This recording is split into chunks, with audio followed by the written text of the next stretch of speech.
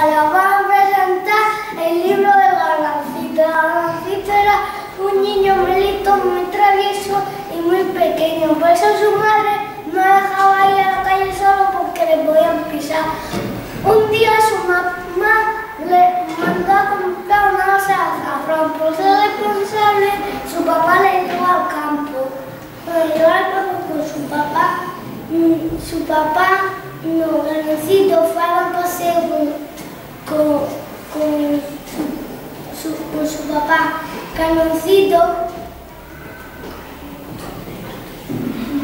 fue a dar un paseo, se encontró en un arcón y de frente empezó a llover y un güey se comió a Gargancito y al arcón.